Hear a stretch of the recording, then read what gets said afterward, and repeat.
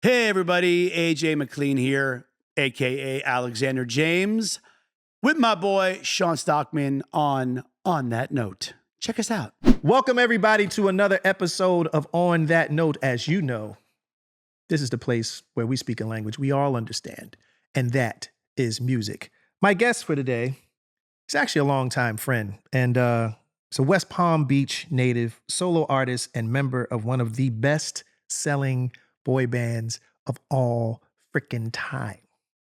All right. Now, let me just make sure that I get all these stats right, because sometimes I look up some stuff and it's never trust Wikipedia. Yeah. I mean, you know, and I try to veer from that. Well, because Wikipedia says that my net worth is 120 million. Nice. Congratulations. And I own a football team in Palm Beach, which doesn't have a football team, by the way. Awesome. There's no football team in Palm Beach. It is now. But apparently I own a football team in Palm Beach. In an alternate universe, it is. Yeah. All right. So there you go. Just stick with that. All right. With sales of over 130 million albums worldwide, his band has toured the globe, electrifying stages far and wide to the delight of their beloved BSB Army. They hold a Guinness World Record for being the first group to have a top 10 album in 3 consecutive decades, the 90s, the 2000s, and the 2010s. Am I doing well so far? You are. Okay, beautiful. The group won 8 American Music Awards, 6 Billboard Awards, 4 MTV Music Awards, and a partridge in a pear tree. Still no Grammy, damn it. Well, It's yeah, coming. It's coming. Nominated 9 times, though. Yeah, it's good. It's just nice to be nominated. Wait, you guys don't have a Grammy? No. When we came back out with the DNA record, our first single got nominated, but that was the year the Grammys was very female dominant. So Alicia Keys hosted. We were up against Gaga. She was coming off the film and Shallow, and you ain't touching that. Right. So Yeah. There was a time where ladies ran this. yeah, motherfucker. I literally turned to my wife. I said, if we don't win, let's go get dinner. And our category came up. We lost. I stayed for one song. We went and got dinner. I was like, why am I going to stay? There's no reason to stay anymore. It happens. It does. It But again, happens. to be nominated is still very, very gracious. It is. Especially after this long. Yes, absolutely. It's You know. the Grammys is still pretty much the Grammys, you know, despite whatever climate the music Millennium business is album, in. I thought would have won something. Yeah, I know, but you know, it's just one of those things. You know, but anyway, I digress. They just finished a record-breaking stint at the Sphere in Las Vegas and is scheduled to return in 2026, actually 2025. Yeah. He is a father, a husband, a brother in bond, a tattoo maniac, and my involuntary golf instructor. Yes. Because I suck. gonna get Ladies you and right. gentlemen, yeah, we'll get to I'm that. going to get you right. Yeah, ladies and gentlemen, please give it up for my longtime friend, Mr. Alexander James McLean, aka AJ McLean. Way. I'll clap for myself. Hi, Shawn. How you feel? I'm good, buddy. How are you, man? Man, listen, I'm just happy. I'm in a space of peace and discovery Yeah. and relaxation. At least I try my best to. Same. And really just coasting right now. Like it's a good moment in life right now because I'm at a point where, you know, and I think we're in the same trajectory as far as not really having any boundaries. Mm-mm. Like we're in a sphere now where we can do whatever we think of. True. I mean, I just want to say congrats on the show. I Thank think you. it's awesome. Thank you. I've been following since you started, and I Thank think it's, you know, I dabbled in something like this when I did Dancing with the Stars. We did a podcast. It was myself, my best friend, and Cheryl Burke. Oh, okay. And it was called Pretty Messed Up. And all of us are in recovery. We're all sober. So that was kind of the epicenter of the show. But Cheryl then- too? Huh? Cheryl Yeah. too? Yeah. I So didn't we know were that. all, you know, that was kind of the core of the show. But then, you know, we would have anybody on from, you know, actors, actresses, musicians. We had Deepak Chopra on, which was Wow. freaking awesome. Crazy. But, you know, schedule wise, it just got to be overwhelming. And we did it for about a year. Mhm. And then it just got to be too much. Obviously, you know, schedules Yeah, and everything. yeah. But hearing all the stats and stuff, it's like Yeah, how's that make you feel? Like It- to know that you've accomplished like dream-worthy attributes, like you have those, and 10 multiple times. Yeah. over. Like, how does that make you feel? And still doing it. Yeah, you know. Is like swearing off the books here, or is Yeah. No, curse all the fucking. It feels fucking great. No, because I've been going through this whole transformative journey over the past probably 3 years. Yeah. And in that journey, I've learned to accept compliments. I've learned to accept That's still hard for me. reality. I have boundaries. I never knew what that word really meant in my life. Good for you. The biggest thing that I learned, I would say, is I'm no better and no worse than anyone else, number one. AJ is a character in a band. Doesn't define who I am as an individual. And Alex got kind of stifled for the last 40 years. Because, you know, I lived in the mindset of I have to always be on. Yeah. And I never knew how to turn it off. And so I figured if I stay in character, I'm going to get all the attention I want, all the external validation that I think I need. And you're going to love me. You're going to accept me. You're going to love me. Right. Now I'm of the mindset, if you don't like me, tough shit. That's your loss. I'm a fucking good person. I think that comes with age. Like, and I hate to sound so cliche, but that really does things to people. Like age, experience, of course. Yeah. But for me, it was, you know, I suffered from a condition called piece of shitism. And I didn't know how to balance the two. And like I said, I never knew how to turn it off. So when we finished the DNA tour back in 23, my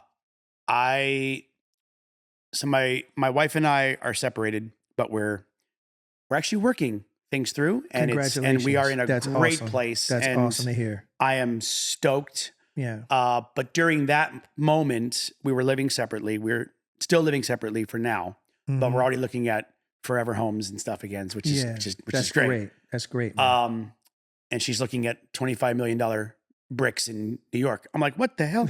Well, she loves New York. My kids love New York. I'll get to that later. But I was about to say, no, do you love New York? Though? I do in short bursts. Yeah.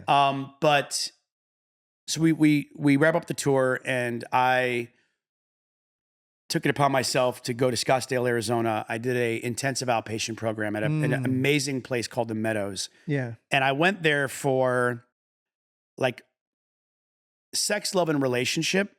Not so much the sex part, but the love and relationship aspect. Yeah. Because I'm not a sex addict by any means, but I am a love and relationship addict for sure. Interesting. But the love side of not loving myself and the relationship side of getting myself into relationships and then self-sabotage, because then I can fix it. Yeah. And it makes me feel good about fixing it. But that's not healthy to live your life that way. Healthy. And so I was supposed to be there for 4 weeks. I stayed for 10, Monday through Friday in my group therapy, golfed every weekend because Scottsdale is the mecca for golf if you're a big golfer like I am. But do you know who Brene Brown is? She does like a lot of TED Talks and stuff like that. She's, I would say, like a motivational speaker. Okay. We watched a video from her in one of my group sessions, and it was a turning point for me. She lives by this mantra of, it's a acronym. The word is braving. Braving, which stands for boundaries, reliability, accountability, vault, integrity, non-judgment, and gratitude. Okay. And so that I have literally tattooed on my arm now. Wow. And I live my life that way daily. Yeah. You know, like I was saying to you before we started, like I didn't have boundaries. I didn't know what boundaries were. Yeah. I knew what the word was, but I never. You never applied it. I never know. And now it's like, look, I have to have boundaries, whether it's with my mom or it's with the band, you know, with regular people. When I'm not working, I introduce myself as Alex. I'm like, you know me as so-and-so, but like, hey, I'm not in Backstreet mode. Right. which leads me to why everything I'm doing solo is under my real name. Yeah. I want to introduce the world to Alex. Because that's who you are. Exactly. That's who I am at my authenticity. That's the true lesson learned of this entire journey is authenticity. Yeah. And I was not living a true authentic life. And it's why now you could say things like that, the stats. Yeah. And I'm like, hell yeah. Yeah. Like I'm so grateful that we Yeah. have that. And really, there's no other group that I can think of outside of you guys that are still doing it and doing it well. From Vegas to touring to all of it, you guys are still where you were. It's a blessing. If not bigger. It's a blessing. That's the thing. It's like, it's weird. I feel like something about Vegas reinvigorates the fans and the artists. It does. And because how long were you guys there? How long was the residency? We were there for 6 years. Yeah, damn. So we were at the Mirage for 6 years. And yeah, like, I mean, at first, at least we had to convince Juan, of it because he felt like that was the place where artists go to die, and that's not true. Same thing we thought. Yeah, Same thing we thought. It's Because you not think of true at Wayne all. Newton. Yeah. Not that Wayne's bad or any means, but same thing when we did the very first residency. We some of us thought the same way. But then you looked at, okay, Celine Dion, Elton John, Right. Britney changed that Yeah. perception. Yeah. And then, we go out there and it's Well, crazy. Well, Alex, the thing about Vegas is that it's always in a cycle of renewal. Yep.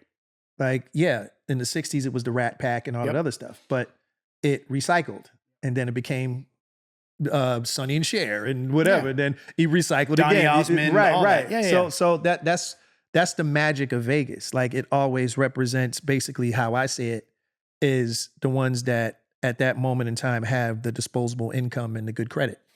So, Yeah. so now we're that generation. Yeah. We have the jobs now and we have the credit cards and the means to go and go, and the girls can go on those girl trips and all, all that other stuff. You know what I mean? It's become the end game now for a lot of artists that want to do a residency because it's easy on the body. You don't have to get on a tour bus and hop around from hotel to hotel. It was awesome. Even if you're young, young, you may not want to travel around the world and do all this type of stuff. If you can be in one place that's an international hub, why not? And it's Vegas. And now Sphere is, That's amazing. That's the new end game now. We're going to get more into that because I've heard so much about that venue. And you haven't seen the show yet, have you? I haven't. Like, I know Wanye came but we were going in and out, and especially this year, we've been doing a lot of moving around, but my wife and I tried to stay the time where you saw my other guy, and I was like, I had to go, but I'm catching it. Thank God you guys are doing it next year. But I'll definitely be there. we're gonna go until they kick us out. Essentially, Yeah. The rumor we heard was they're trying to get us to 100 dates, which Nice. would be insane. But after the next batch, we'll pretty much almost be halfway there. So. Yeah. Oh, there you go. And then they got to rotate because I heard that Metallica's doing a stint there too. Yeah, I heard, and you got no doubt coming up. Oh, cool. They're coming up in I think May of next year. Very cool. So, but we were the first pop act in there, and obviously our show is different than any of the previous bands, if you will, because we went and did some recon. We went and saw the Eagles. Yeah. Because none of us had ever been in the venue, so we didn't know what to expect. And I'd love to. We walked out with neck pain because you're looking up everywhere. Yeah, that's it. You know what? Let's talk about that. Surreal, There's a bro. lot of questions I got to ask, but let's get into that since we're on that topic. Like the experience of that venue, the Sphere. Like walk me through it, because is the entire roof and ceiling and wall a screen? Yep. Like you're It's looking at 300 everything. feet. Yeah, it's about 150 feet high, 300 feet wide. You can only shoot content on one camera. Right. It's called a big sky camera. It shoots in 16K. So like we're sitting here thinking, I got a 4K or an 8K TV and I'm a badass. No, Yeah. 16K. And again, there's only one camera in the world that can shoot. Now, look, a lot of the content is digitized. It's made on a computer and with a whole system. Sure. But we shot 5 vignettes, if you will, on the big sky camera because otherwise we would look like little pixels. Sure. But we were the only act so far to actually shoot content for the show. Yeah. But when we went and saw the Eagles, we were in Mr. Dolan's suite, which is like the president's suite, right smack dab in the middle. Right. You're in the perfect spot to see everything. And even Don Henley came out and said, hey, we're just the house band tonight. You guys enjoy the movie that you're watching. The house band. Like Right. you're one hell of a house band. Right, exactly. And shockingly, I knew every song. I was like, wow. Man, my days move fast, especially this time of year. The holidays hit and suddenly it's family gatherings, end of year travel, the podcast schedule, getting packed, rehearsals, getting ready to hit big stages again, all of that, man. And it all stacks up really, really quick. It's a whirlwind, man, every single day. And that's why I start my day with AG1 by Athletic Greens. It's become my daily whole food nutritional foundation. Before anything gets crazy, before the calls, the travel, the guests walking onto set, I take one scoop and I know I'm getting something that supports my energy, my focus, and my gut health. And listen, those travel packs are a lifesaver. I'll throw a few in my backpack, whether I'm in the car, headed to the studio, backstage before a show, I can still stay consistent. I use this and you should too. AG1 has their best offer ever. If you head to drinkag1.com/onthatnote, you'll get the welcome kit, a morning person hat, a bottle of vitamin D3 K2, an AG1 flavor sampler, and you'll get to try their new sleep supplement AGZ for free, which has been a game changer for my nightly routine. That's drinkag1.com/onthatnote for $126 in free gifts for new subscribers. Every winter I end up going through the same thing. I open up my closet and realize half my cold weather stuff is either worn out, stretched out, or just not cutting it anymore. So this year I wanted pieces that actually feel good, keep me warm, and don't fall apart after a few wears. And that's why I've been reaching out for Quince. Quince makes the essentials every guy needs for this season. Their Mongolian cashmere sweaters for $50? Crazy, soft, warm, and honestly feel way more premium than the price. Their Italian wool coats have the designer look and structure without the designer markup. And their denim chinos, clean fits, no weird cuts, no overthinking. They just fit right. And the outwear lineup is no joke. I'm talking down jackets, wool top coats, leather styles, stuff that's actually built to last. Everything's made with premium materials in factories that meet serious standards for craftsmanship and ethical production, so you're not guessing about quality. That's the thing about Quince. They cut out middlemen and all the traditional markups, so you get the same quality as luxury brands at a fraction of the price. It's everything you actually want to wear this season, built to hold up day after day. I've been reaching out for that down jacket constantly. It's warm, structured, and looks like it costs triple what it did. And honestly, it's been getting me through this cold weather without missing a beat. And Quince isn't just clothing. As the holidays hit, I've also been checking out their home and lifestyle stuff, bedding, bath, kitchen, travel.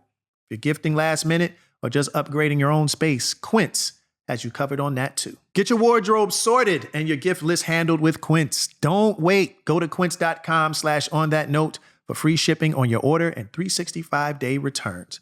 Available in Canada too. That's quince.com/onthatnote. If you go back, now 8 years, my wife and I were having dinner and we were talking about music. We always somehow end up talking about music and about, tours and whatever. And she was like, what would be really cool? She's like, no act of your caliber has ever recreated their biggest tour, ever. She's like, I missed Madonna's Like a Virgin tour because my parents didn't want me to go because it was provocative. Right. She goes, I missed Janet's Velvet Rope tour. Sure. She's like, if these artists would go back and recreate their biggest tour, people's minds would explode. That's a good idea. So I was like, I think you're onto That's something. a great idea. So, and recreating the Millennium Tour exactly the way, like in the round, fly on the surfboards, the whole thing. So I pitched it to the guys. They said no. We were in a different mindset.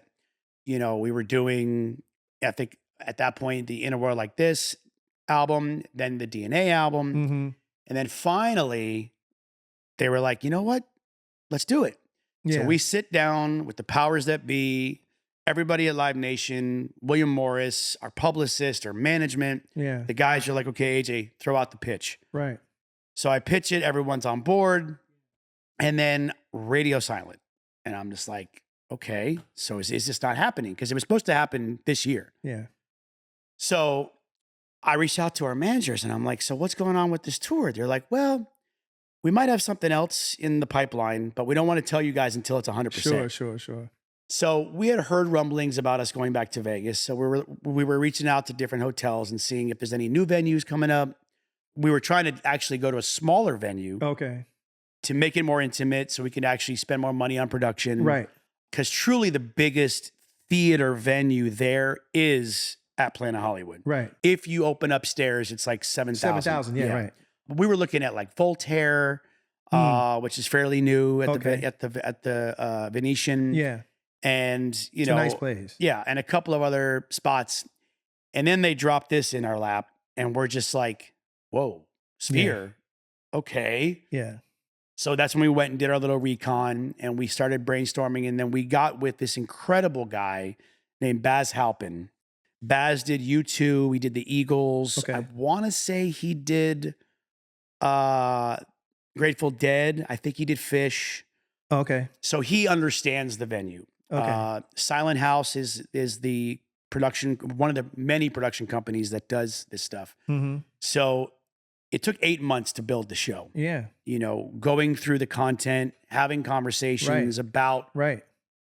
you know, first we had to get the set list, which took forever because we had like 40 songs in the show. Right. But the irony is when we did the Millennium Tour, it was in 99. We were going into Y2K, 2000. Everyone thought the world's going to explode. Right. But we wanted this futuristic show, right? Yeah. So we flew in on the surfboards to the Star Wars theme. Sure. And it was all future. Sure. Now we have the best of all worlds. We're in the most state-of-the-art venue in the world doing this 25th anniversary celebration of the Millennium album. And instead of touring it, this is the best of all worlds. Perfect. And so the merge between the two was just destiny. Yeah, it was meant to be. yeah. And Perfect timing. the show, you know, we put up the first 6 shows. They sold out in 20 minutes. Crazy. We kept adding. So we did 21 shows for the first round. And what's the capacity for that place? So capacity without the floor, I believe, is around 15,000. Okay. We opened up the floor because we wanted GA. We wanted our fans because, again, we're still doing our show. Yeah. So we're dancing, we're running around. Right. If there was no GA, the first row in the 100 sections is probably like 75 feet away from you. Yeah. And that sucks. Yeah. Like, we want to be able to actually Sure. touch you, Sure. you know? Sure. So we opened up the floor. So we're roughly between 18.5 and 20 Awesome. a show. Every show. Every show. Every show. You know, No, I'm telling you, it's sick, man. dude, Like, it's, you been to from the what Sphere? I've seen it, but and you know, Yeah. obviously I'm in the industry, so you hear about it. I've seen the videos. And- It's and so it- good. we'll never get to see the show. That's what sucks. So the opening day, the week prior, we were in rehearsals from 11 p.m. till 6 a.m. That was the only window of time we could get in the venue because of the other things happening, like the movies and like the other whatever things they have going on there. So, and they have to pull things out. We have to load in our stage and all this stuff. So day before, we finish at 6 a.m, morning of the first show, and we're all dead. But they canceled all other events that day so we could come in and watch the show. Watch your show. And we were all too tired. So that was our only chance to see it. Wow. So opening night, we're like singing and trying to like take a sneak, peek. and you can't appreciate it or see it, and then you get disoriented. Right. You know, you kind of lose your balance. So like that went out the door quickly. I'm not going to do that anymore. But I heard that's another thing too. That like depending on where you're sitting in the Sphere, you can really get like, you know, vertigo. There is a disclaimer. What's the best seat in the house? In my opinion, the best seats in the house are sections 205 to 207 and 305 to 307. You are right smack dab in the middle, and you will get the full projection. You're fully immersed There's nothing. into it.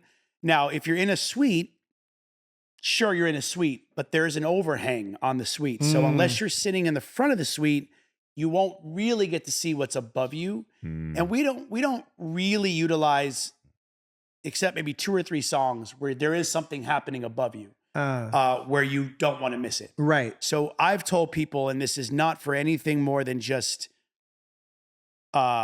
appreciating the show, you got to see it more than once. He's gonna have people fighting over those sections. Like, Like you do need to see the show Anybody who more has than section once. 205, the prices went through the Right, roof. right, exactly. No, you exactly. do need to see the show, I would say, to anybody more than once to Yeah. really see everything. I would think so. Because if you like, especially if you're gonna do GA, cool, you're coming to a regular concert. Yeah. If you want to see everything, you gotta go to a seat. You gotta be back. You gotta like put yourself in a place.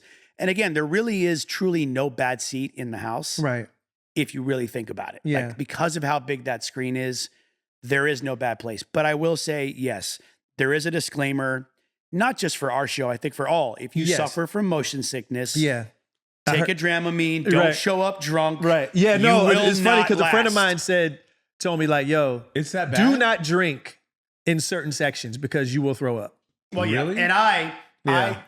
I put this thing out probably about maybe 4 or 5 months before we did the first show. I said, I want everyone to come dressed in either Millennium Blue or in all white to commemorate. And I thought it was going to happen just for the opening weekend or opening night, and that was it. It is continued for all 21 shows. Sure. You're looking out at a room full of orderlies. It's essentially what it looks like.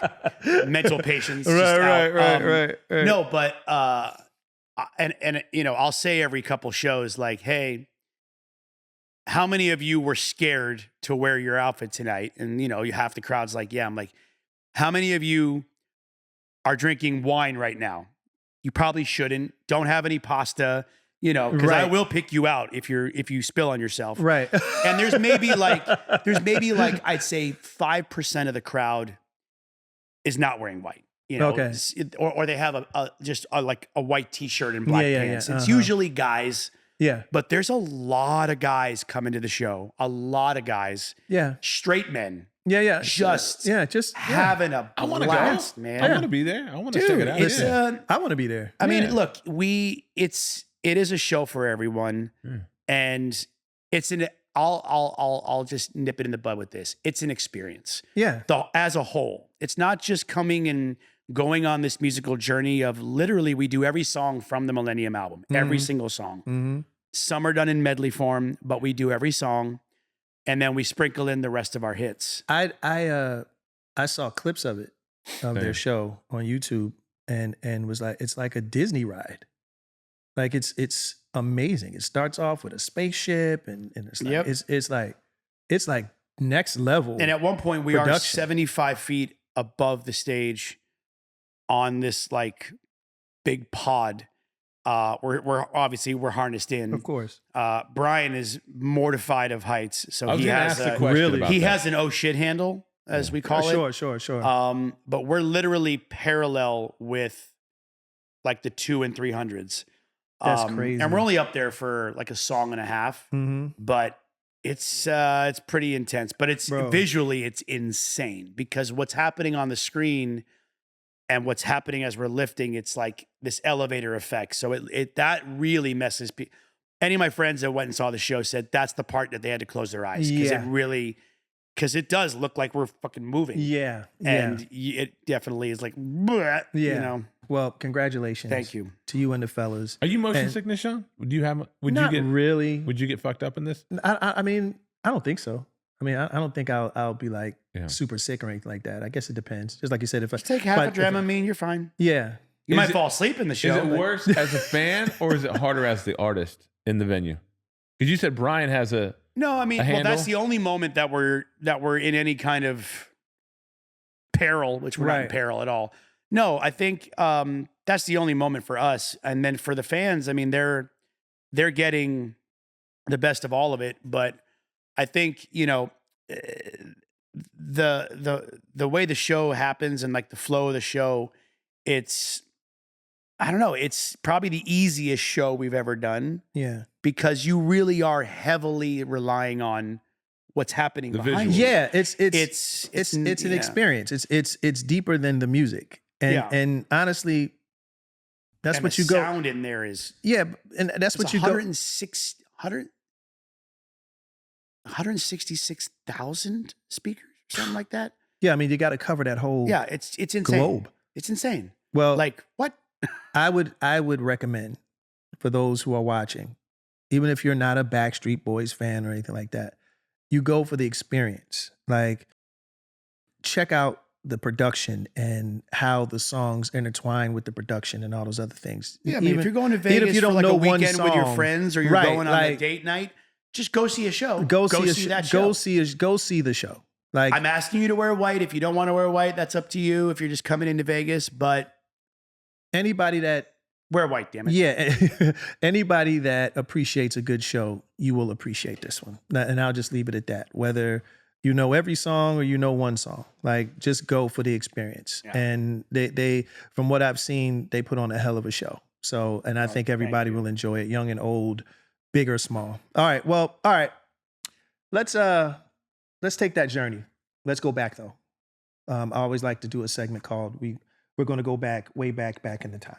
All right, so we're going to start off when you said that, all I thought of was Blackstreet. Yeah, exactly. Going back way in the back. time. Yeah, exactly. You've got your exactly. problems, baby. So like, let's start what year were you 10 years old? What was that year on that time? I suck at math, dude. Yeah, so yeah. That would be 1988. 88. All right, that's a good year for music. You're 10 years old. I always choose around 10 or 11 because that's the real formative years for boys and girls, because they're no longer babies and they're transitioning into what they're going to become as your balls young are dropped. men. Yeah, hopefully by then. Yeah, around that time. So around that time, what was popping in your house, in your Walkman? Like, what were you listening to? Yes. What were you listening to that developed the AJ sound? Like, what made you say, I'm going to be a singer? What are these artists and those songs? So I grew up in musical theater, so singing was already kind of in me, but it wasn't what I wanted to do. I wanted to be a dancer. Okay. My dream was to be a backup dancer for either Michael or Janet. Like, that was my dream growing up, or to be on Broadway. Like, those were the options. But around 10, I was listening to, if it was my mom's choice, I was listening to like Three Dog Night, Zeppelin, Skynyrd, kind of that rock stuff. Me on my own discovering a lot of Prince, Stevie, David Bowie, Queen, Michael, CCR, Al Green, Teddy Pendergrass. Nice. I just loved any of that vibe. That makes a lot of sense because, and it's no slight to the rest of the guys in the group, but out of the five, I believe you have the most soulful voice out of all five. Like, you have the grit, you have the R&B in your throat, you have the rock, you have, like, you embellish everything that you mentioned because, and you can hear it. Like, you can tell that you have more of a broader well, palette. I would try to emulate things I heard, like, and then make it my own. You know, I couldn't do a run to save my life until Drew Hill came out. Okay. And when Drew Hill came out, a lot of people told me that Cisco and I had that similar rasp. Okay. So I would try to emulate his runs and then make them my own. Yeah. Exactly. Yeah, all that. Yeah. Well, there's an ad lib that is in 3 Backstreet Boys songs, which is hey, yeah, which is very similar. Right, just morphed. Right. But yeah, like, that was a turning point for me as far as riffs and runs. Yeah. We listened to you guys, Shy, and Jodeci, and Color Me Bad. That's the 4 that we listened to, that really inspired us to kind of develop our sound. It's funny, I did too. But like, yeah, we, and then I would try to go toe to toe with your runs. And then Juan was just that's another level. Yeah. I was just like, But It's that first tenor shit. But what really, what to this day, and it's still, I still play it. I'm not bullshitting you. I still play it probably 4 times a week, every week, have been. Visions of a Sunset to this day Come on. is just such a great record. And what's Thank crazy you. is I never saw the movie. I never saw Mr. Holland's Opus. it's a good movie. But I mean, I love It is a good movie, Dreyfuss. though. Yeah, it's a good movie. But that song just, that was my like, when can I see you again Oh, thank type you. of comparison. Like it's Thank just, you. there's just some songs that stick. Was that a Babyface record? Too? Which one? When will I see you Visions? again? No, No, I know. when- I know when that Visions? is. But, Visions? Yeah, No, Visions. I wrote that. Yeah. Oh, you wrote it. Yeah, this my record. Like I did it for Sean this. said, "Fuck that, that's mine." Yeah, He's like, yeah. this is mine. My first concert though, I was, I want to say 5, Mm. was the Victory Tour.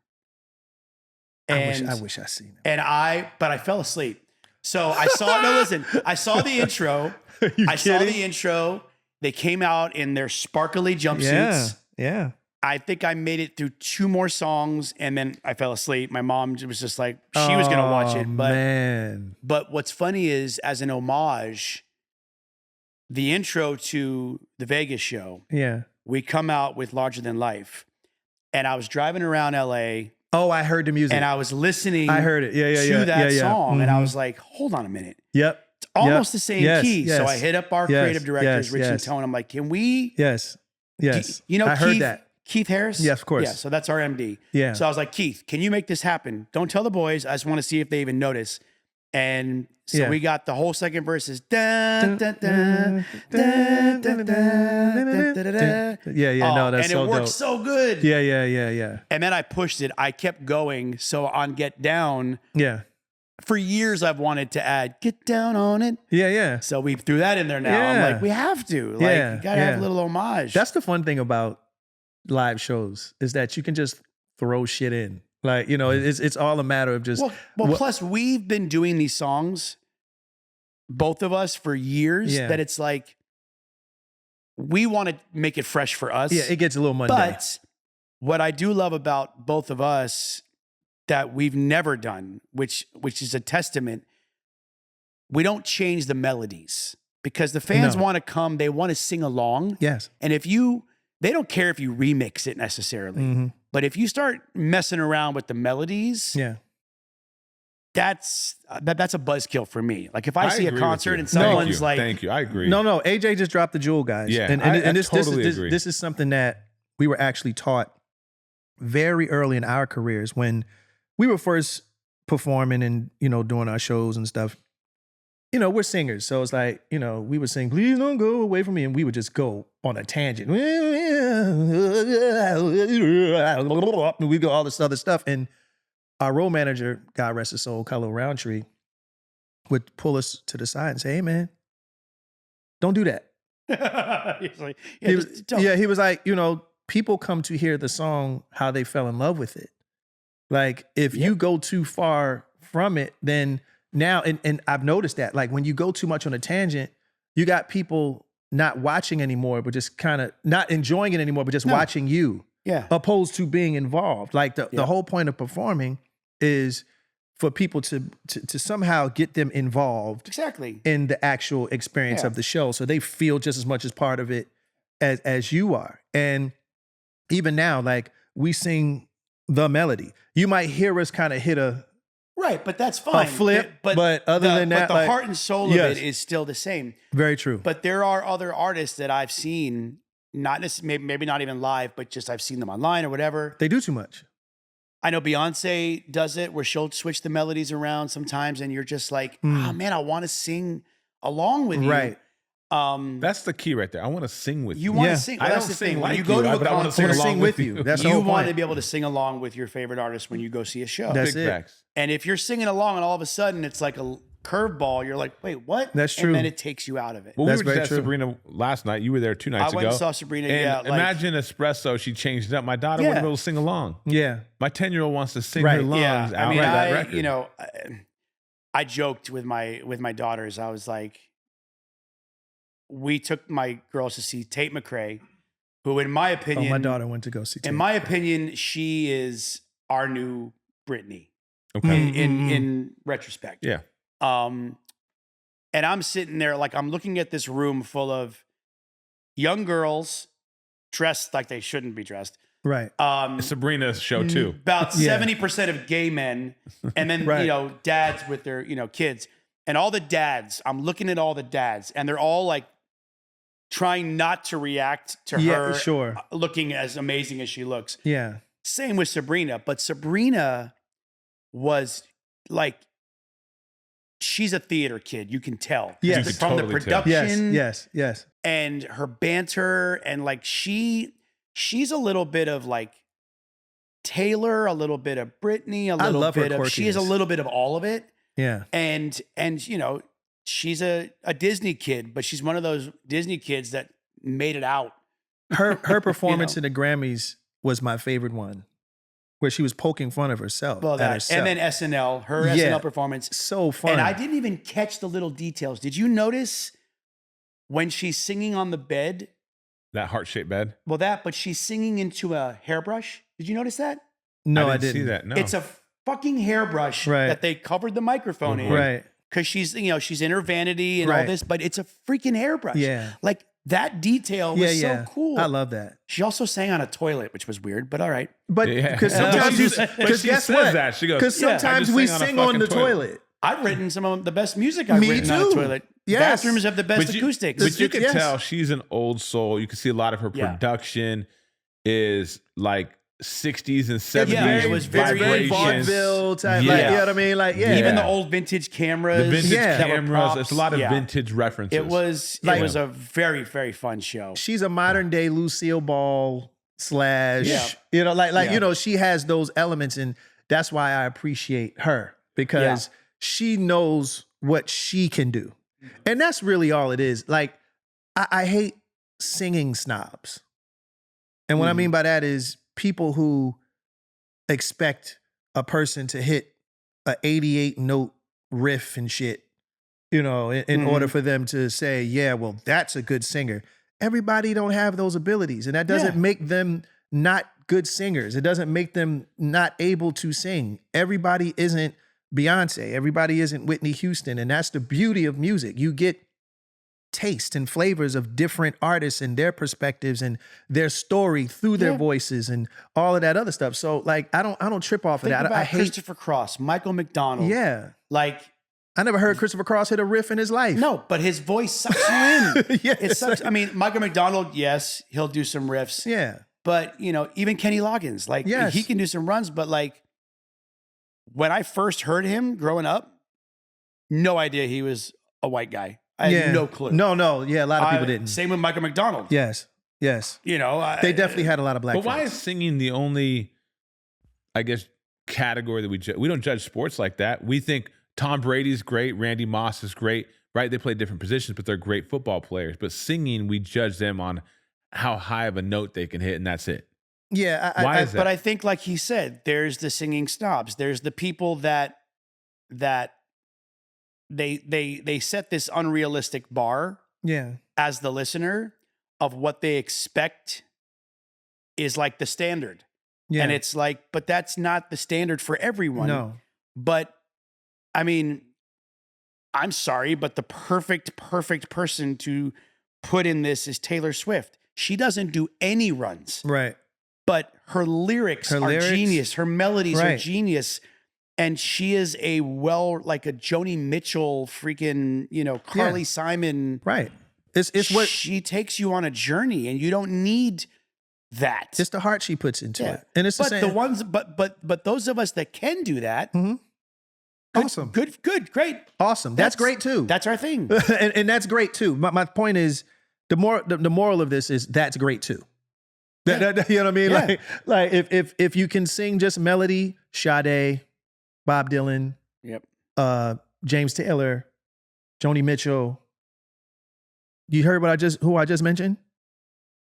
Go listen to them. You understand? You understand what I'm saying? Go Like- listen to like- them and watch how they make you feel. Yeah, and because that's what it really is, isn't it? It's about a It's feeling. about the frequency of how it stirs the water in your body. Yep. And everybody has those different types of frequencies, and they interpret them in different ways.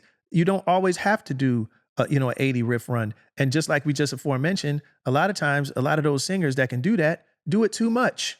Yep. And then it becomes inundated with the same riff over and over again. You blew your voice out before the show was over.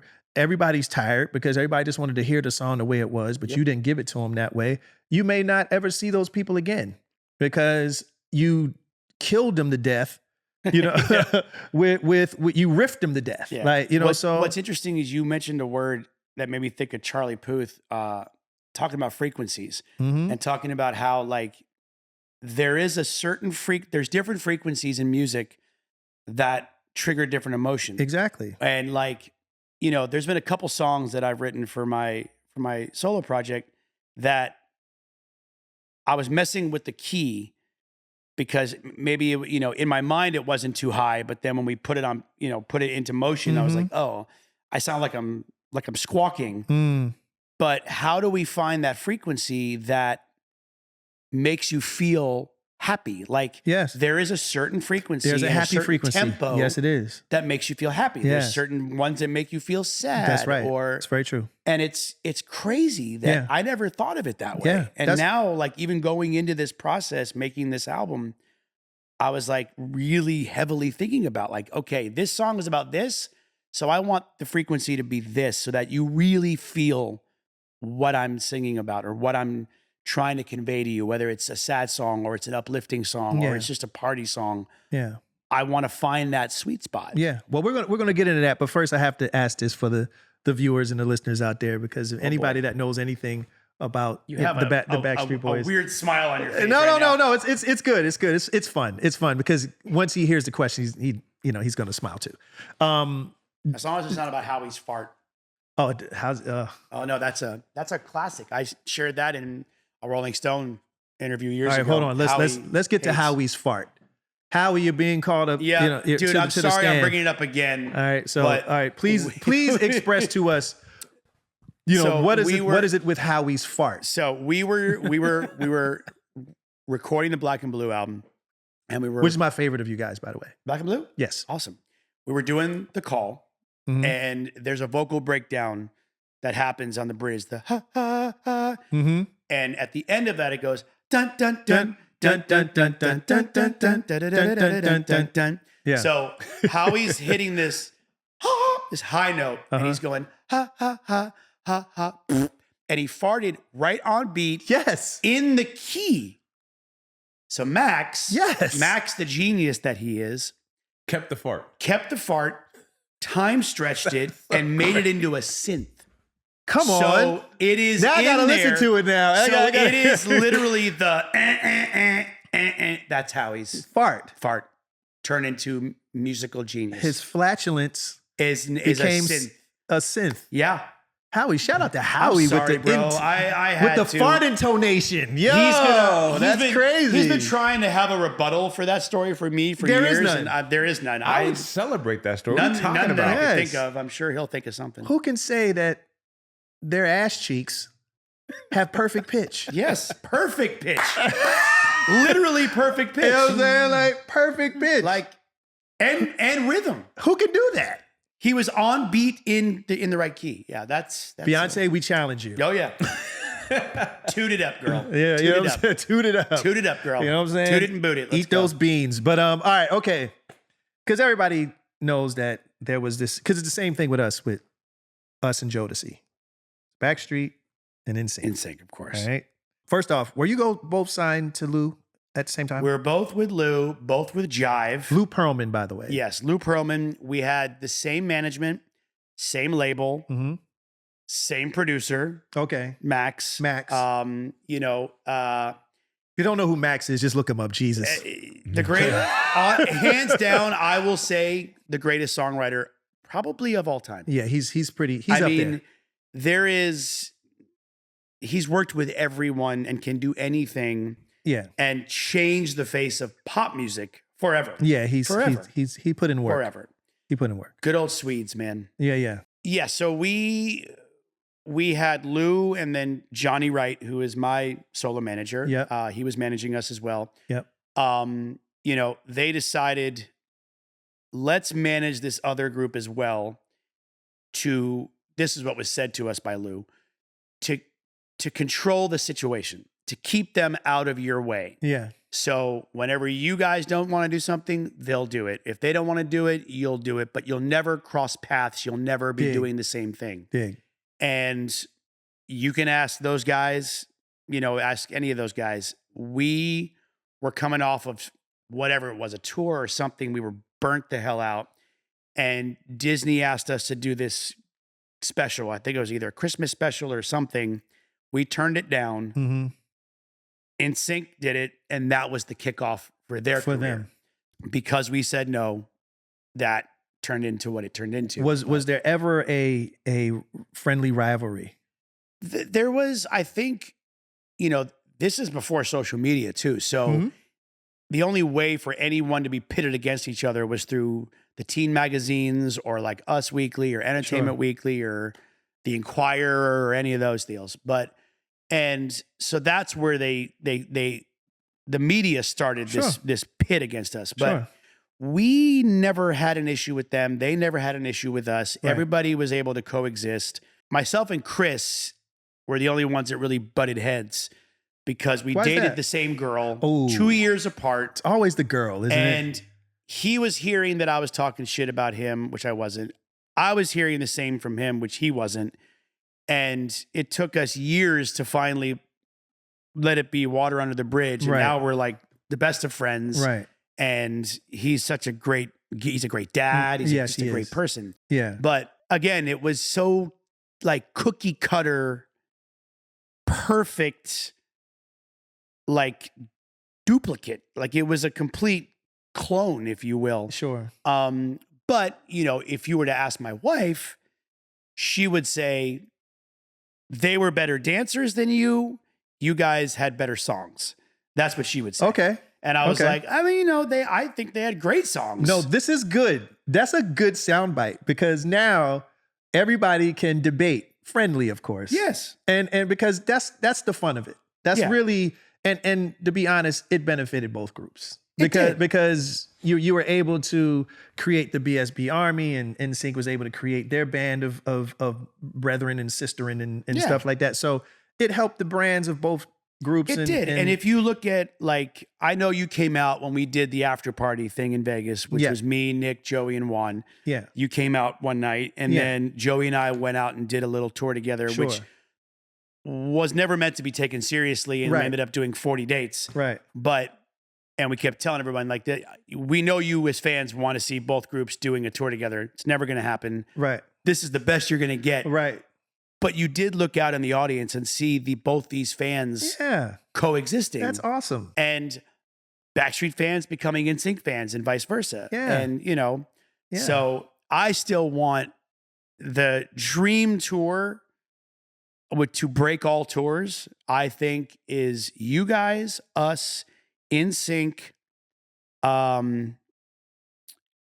We get maybe En Vogue. We get Drew Hill. Like we get the biggest, 10 of us. Yeah. And we do like a festival run. I think it would be the most insane thing. We would break the freaking internet. Let's just say, and I'll leave it at this, that I know it's being talked about. I'm working on it.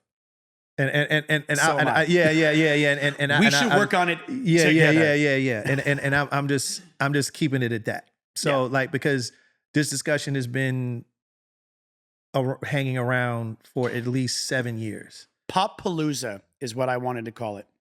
Yeah. And, no, it's and what's so great about it is like we all start it, we all have a piece of it, but then you can make it a yearly thing like Lollapalooza, any of that. Yes. And we don't have to do every freaking time. No, we don't. But you bring groups and artists from that absolutely time. All of that. And whether it's solo artists or whoever. Yeah. And it could be the Blink-182s, it could be the all Christinas. Basically, it's a plethora of artists. The 90s had some of the best music, if not the best music ever. 100. To me, 80s and 90s was the best music.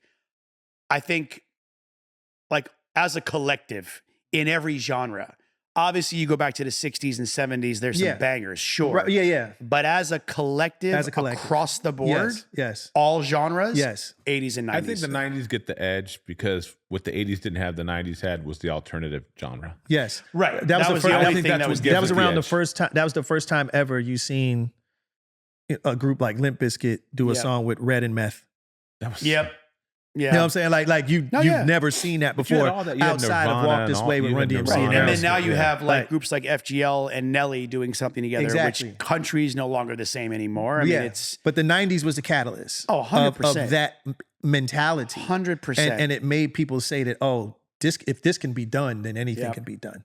So, all right, real quick. What year did Motown Philly come out? 1991. 91. May of 91. 91. Okay. Yeah. That's right. Yeah, that was 34 years ago. So I'm the founding member of the group. 92 is when I started. And then we formed in 93. Because there was a different iteration of the group before the 5 that we all know. Oh, I see. There was 2 other members that didn't work out. Okay. And we got Kevin and Brian came in to replace them. Okay. But well, I got a question. Speaking of both groups, a lot of people don't know this. But Backstreet Boys and Boyz II Men did a song together. We did, Jealous. And it with never Walter came. A. Yeah, and it never came out. Which sucks. It shouldn't have. Please explain to me, because basically it was you guys' song. And we recorded it in Orlando. We thought it was great. And the next thing we know, it never came out. Why is that? I have no idea. I still ask myself that question. And where is it? I mean, it's just floating in the ether somewhere. It's, it's done, it's mixed, it's mastered. We did it with Walter Avanasi. And I mean, it's an incredible record. It was actually written by a friend of Brian's. I can't think of the kid's name. I think he was from Nashville. And song's called Jealous. And I'm sure you could find it on YouTube. I kind of feel like every song that we didn't want to find or didn't want people to find, it pops out.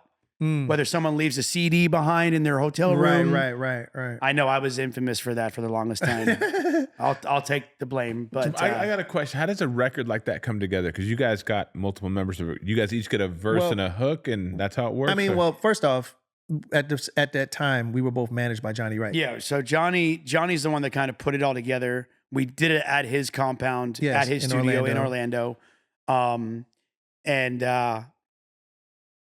I mean, it's a delicate blend. Like, it is. I mean, because you could definitely. How did it work? It's like 8 voices. Yeah, so like you would split the first verse. So like Nick started it, I believe. Yeah, I don't even remember how, but and then it goes into Shawn. Yeah. And then the second verse I think was Brian, and it goes into Nate, and then Juan and I. Like it was a freaking. I hate to say it, but like a full hard-on moment for me. Like Juan and I going toe-to-toe with ad-libs. Yeah. And then we did 2 runs together in harmony. And the fact that I could keep up with him, like I was on cloud 15 when I left the studio that day. I was like, oh my God. It was a good time. Like there's pictures out floating with all of us together. Like we actually recorded something and it never came out.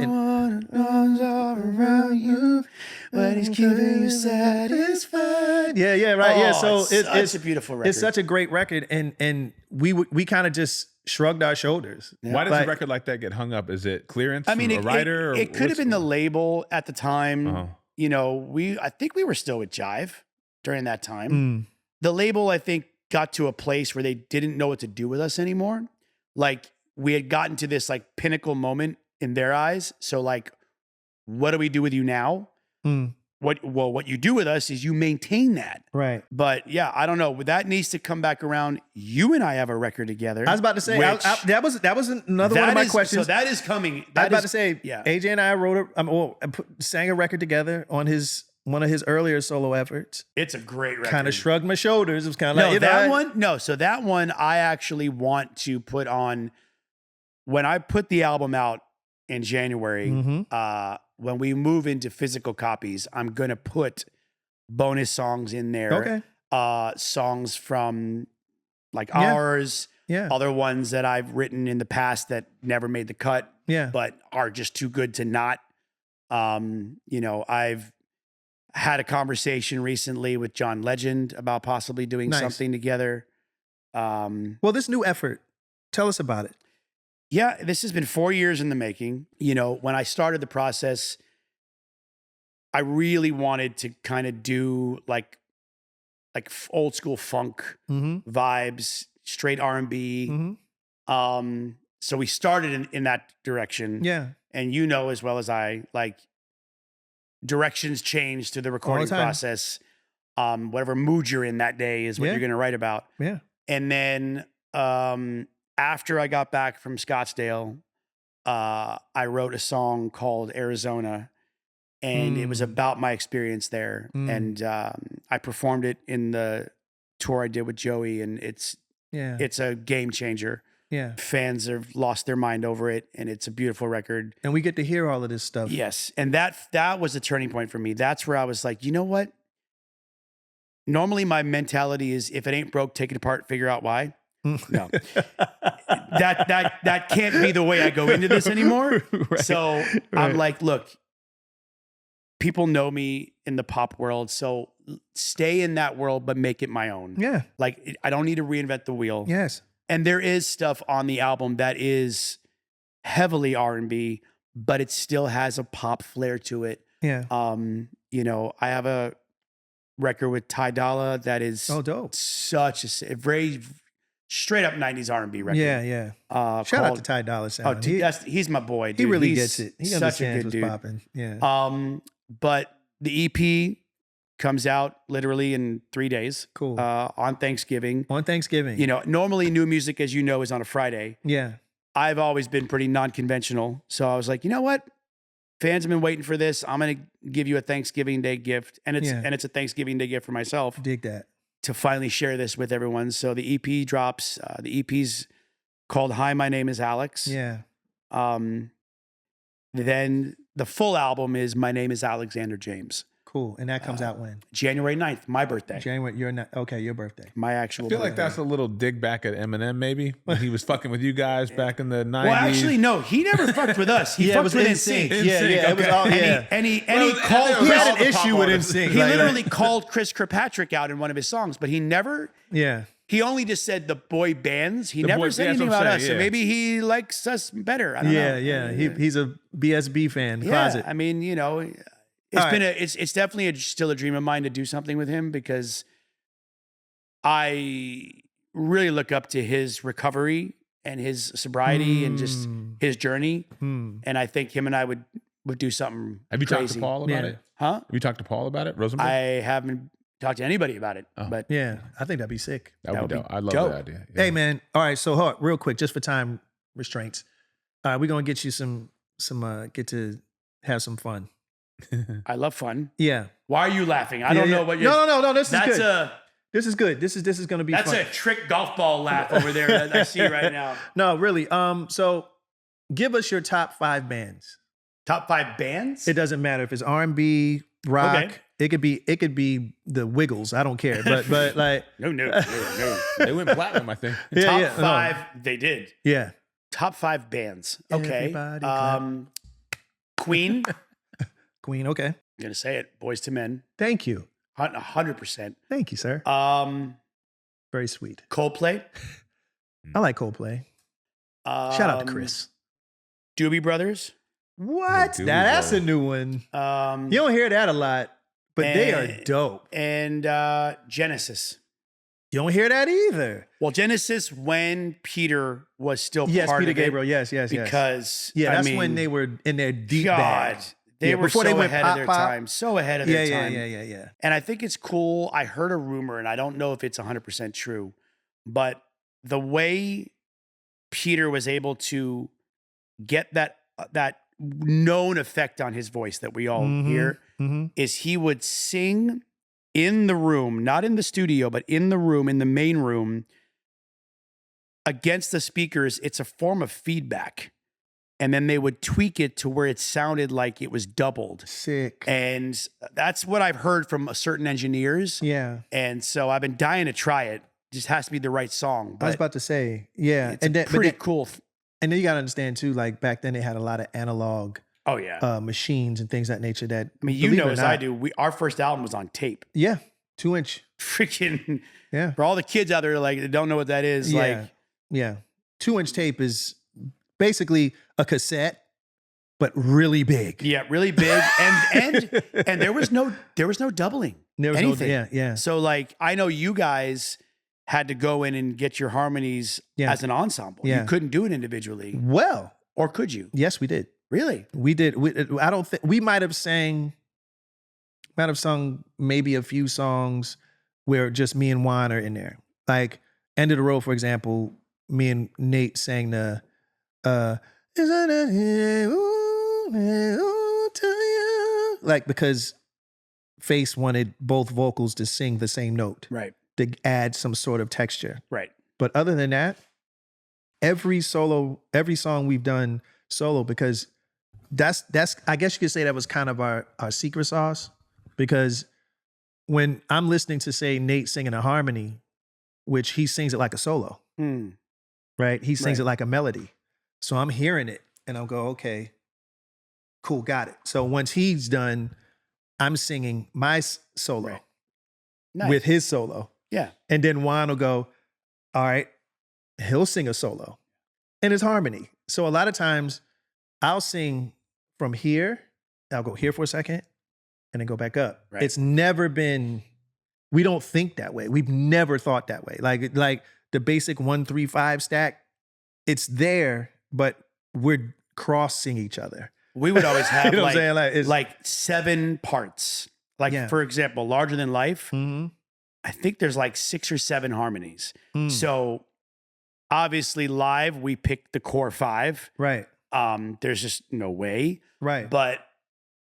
And we would each go in and do each part 5 times. Yes. So like I think there's like 75 tracks Yeah. on just the chorus of Larger or some crazy number like that. Yeah. And then it's just compressed and it's Yeah. just blended so well. But Yeah. Yeah. we would do a lot of, we would go in and do our individual parts, but then Max would have us come in after we got it the blend and do the same thing as an ensemble Yes. to try to really, but Yeah. No, it's all those little sauces Yeah. that make our harmonies, and there is a different sound on tape. It is There's too. definitely Oh, a different sound. It would be 100%. cool to do like a whole album back on tape, the really retro vibe. It'd be pretty Some cool. people I heard still do it. I heard Tame Impala still does it.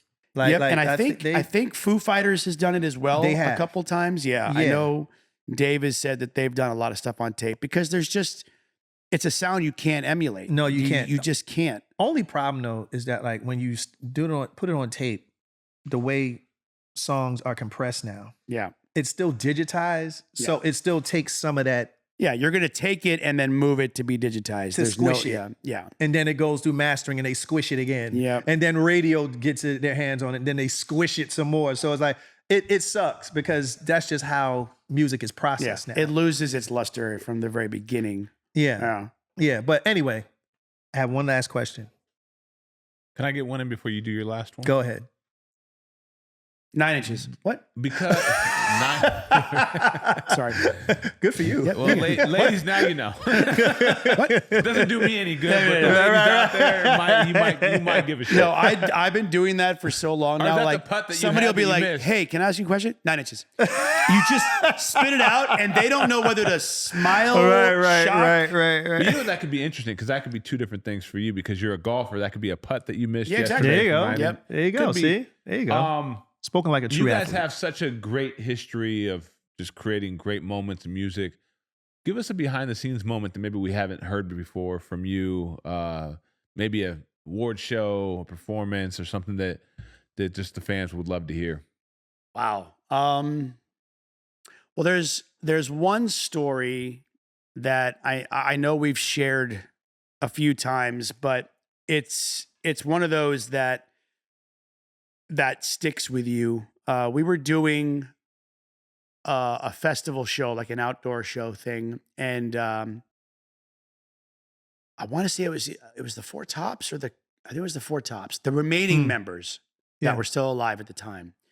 And they were side stage watching us do our performance.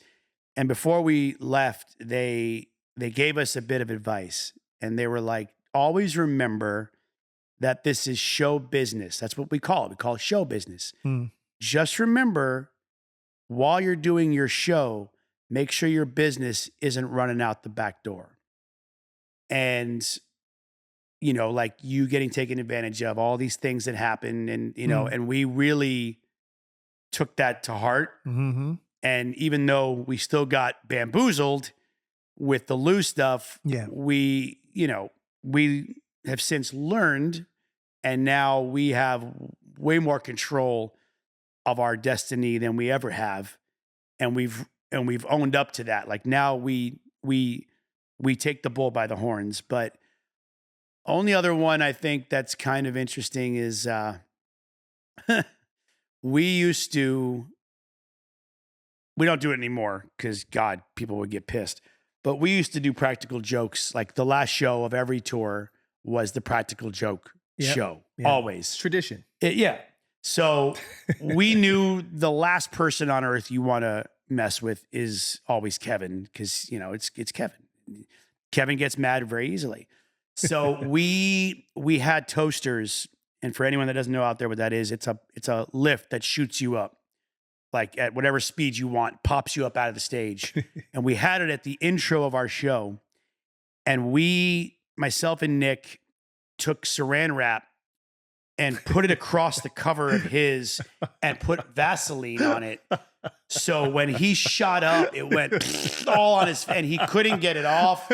And he was so mad. He had every right to be mad. Well, of course, he did. Right, He did. right, And then when he left us for 6 years to go, you know, start a family and, you know, go do Broadway. To start a Motherfucker family. just left. Yeah, basically, yeah. He's like, "No, screw you guys, I'm out."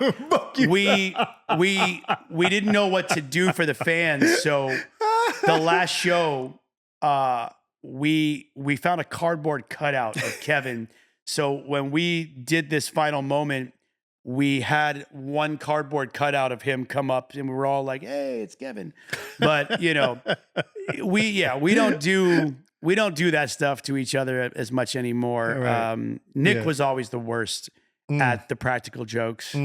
He tried to get Howie once. He's always messing with Howie for some reason, but Howie will get you back. Right. Oh, he'll get you back. Right. And he did. Nick tried. Howie wears like wardrobe underwear for every show. He won't wear his like normal everyday underwear and sweat in that and have to do laundry. He'll just wear his stage underwear.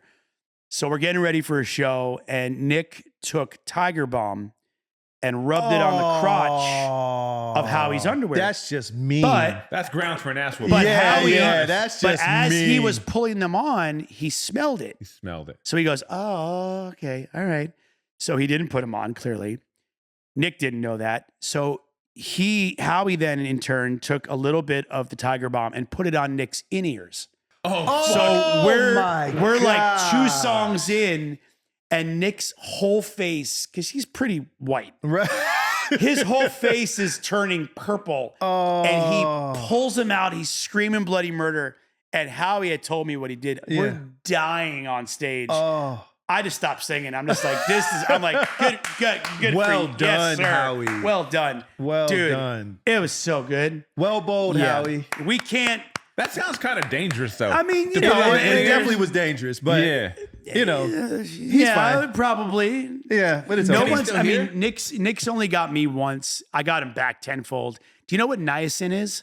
No. It's like a blood thinner that you take. It's Jesus kill you. Christ. I don't know exactly what I don't know what the You know benefits what a of 187 is? Yes, Right. yes. Right, I don't right. know what. Remember that song, by the way? Yeah. Your Yes. love is a 187. Yeah. Taking the Whitehead Brothers. I don't know what niacin is actually used for, but I know that it's a blood thinner. Nick came on my bus one morning and made me a cup of coffee, which right there, I should have known. Better. Right, you should. Yeah. You A, don't come to my bus. Right. B, you damn sure don't make me coffee. Right. So he hands me the coffee and I'm looking at it, and the creamer is like super coagulated, and I'm stirring it and it just won't like smooth out. I'm like, all right, whatever, screw it. You know, sometimes the powder ones do that.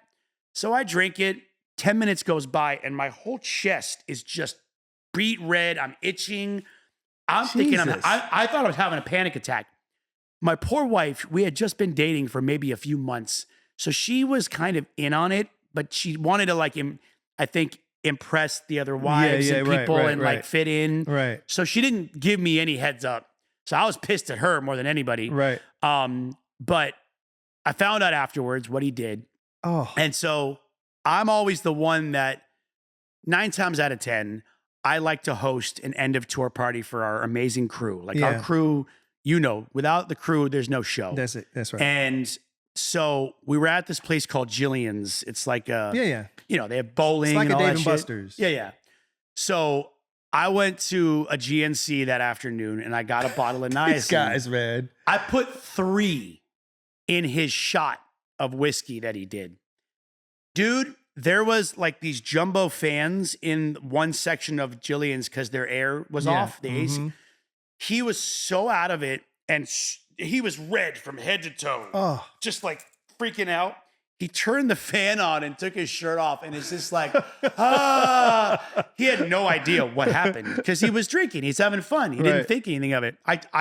I finally told him like a few months later. I was like, dude, I told you I was going to get you back. So I told you I wanted to go to a show. I don't want to go to the end of the tour. Right. I don't think you want to do that. Yeah. No. Yeah. You might be drinking some weird shit. Have a drink. I'm like, nah, I'm cool. Yeah. Yo, bro. I got you. Jesus, man. Like, well, thank you God guys you never guys did pranks with each other? With each other, but not life-threatening pranks. Well, Jesus. Well, yeah. We've definitely learned over the years. Yeah, I mean, we've like done a whoopee stuff. cushion. Yeah, right. Yeah, I mean, that's because see, the problem with us is that if it got to like throwing hands. Yeah. Like that's happened a couple times with us. We be boxing. I mean, we're like brothers, so like we're gonna have moments. Right, yeah, for sure. Nick and I have been in the most physical fights over the dumbest shit. Yeah. It's always the dumbest and it shit. was, like it's never anything logical.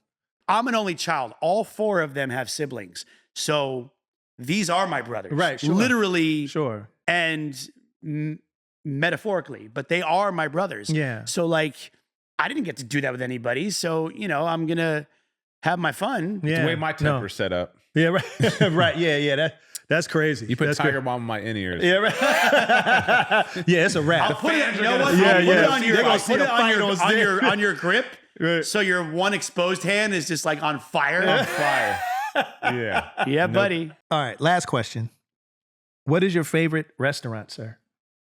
My favorite restaurant is a place in New York called Tatiana's. Tatiana. My friend, Chef Kwame Anawache.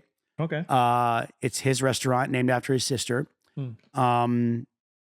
It's Afro-Caribbean. It is the most insane. Dude, next time you're in New York. Yeah, for sure. And what's it called again? It's called Tatiana's. It's in Lincoln Center, right next to the Opera House and Juilliard. Okay. It's nice and small boutique. He has another one in DC, and I believe he's opening up one in Las Vegas as well.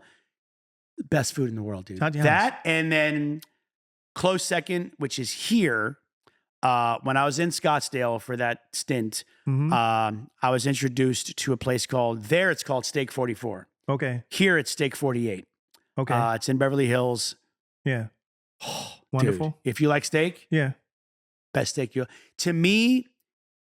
The only one I've never been to is Peter Luger's, and like I know like that's supposedly the creme de la creme. Okay. To me, it blows out Del Frisco's, any of them. Okay. It's the best. All right. Let's just say for the sake of this question, we're in Steak 48. All right, you're having a nice Wagyu steak, tender, beautiful. Yes. You look at the entryway of the restaurant, and in walks a younger version of Alex. He's looking for you. Okay. He's trying to get some jewels of wisdom and understanding of what he's to prepare for and how to, I guess, look forward to having a good life in his future. So he sits down, waiting with bated breath to hear what you have to tell him to become a better Alexander. So what would the older Alexander say to the younger Alexander? Get a good lawyer. No. It's good advice. though. Yeah, no, it is. It really is, actually. I would tell him two things. True victory is victory over oneself. We have that battle within ourselves that once we get over that hump and we can truly love ourselves first and put ourselves first, we'll be just fine. And the only way around is through. So whatever the journey is you're about to partake in, good or bad, you have to go through it to come out the other end. I just want to say that you're one of the more genuine souls I've met in the industry, and I don't say that a lot about a lot of people. Thank you. I just want you to know that you are fine just the way that you are. You are who you are for a reason, and you make a difference being who you are, and it's okay. You are AJ, but you are Alex too. Yep. And they both can coexist. They can. You can be part of that amazing group, but you can also be that amazing soloist, loving husband and father. You can have it all. Because if you couldn't, then it would be metaphysically impossible for you to do it. Yep. And here you are, you're doing it. So I just want to say the sweet spot in life is not necessarily happiness, but peace. Yes. And balance. Yes. So once you find peace, then you can sit amidst a tempest and still find peace in that storm. And I'm getting there. Yeah. One day I know at a you time. are. One I day know at a you time. are. So just know that you're on the right track, you're on the right journey. And as long as peace is your ultimate goal, you'll be just fine. Ladies and gentlemen, this is my good friend. His name is Alexander McLean, AJ McLean. Give it up for him, please. Thank you, sir. Yes, sir. Yes, sir. Hey, y'all, and that was On That Note. Hope you guys enjoyed it. And if you did, here's a couple more videos for you to check out. Do not forget to like, comment, and subscribe.